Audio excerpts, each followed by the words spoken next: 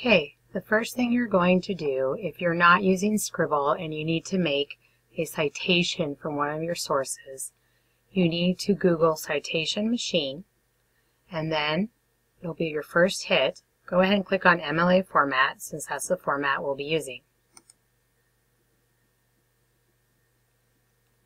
Once here, you can go ahead and put in the URL of your first source, and I will demonstrate that now.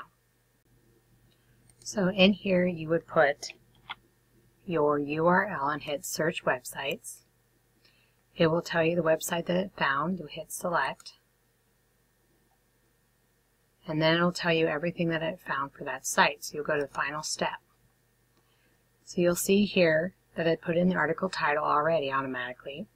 Then you can look at the author. So if you go back to the original website, you can see if there's any type of author. You can kind of scroll through it. Okay, I'm not seeing a specific author, so you would leave that blank. Publisher or sponsor. When you go down to the bottom, you see that it says the Institute for Policy Studies.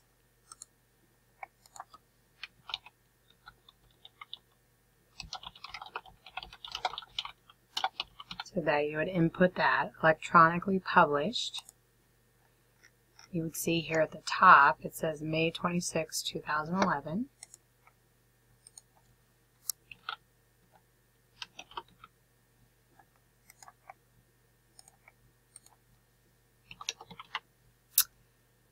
And then you would hit create citation, add annotation. You won't need that. But this is something that you might use when you're doing your history project, when you have to do an annotated bibliography. Okay, so now what you've done is you've created your citation. You're going to click on copy and paste.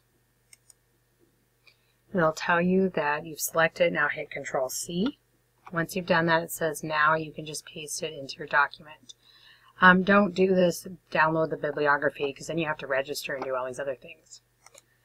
So you should create a document called Complete Notes and Works Cited. Now if you already have notes on a page with your citations, you can just go ahead and change that page's title to this.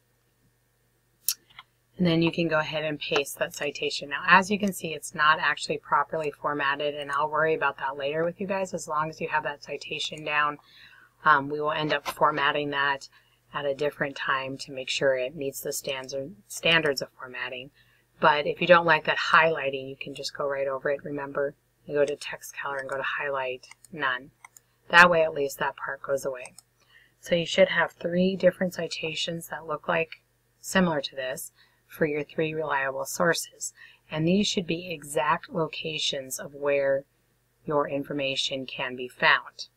Now, after each citation, I want you to have your complete notes. That way it's very clear that this source is where you got these notes. So make sure that you're keeping track of your notes. You were supposed to be doing that from the beginning about where you get each of your sources. Now if you're using Scribble, that was easy for you to do, but if you were just using Google Docs like I'm showing, you need to make sure that it is separated into those groups.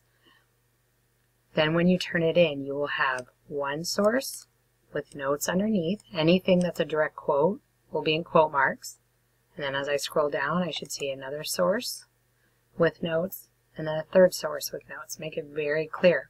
And I will attach to the assignment what a final copy would look like. This is for people who did not use Scribble.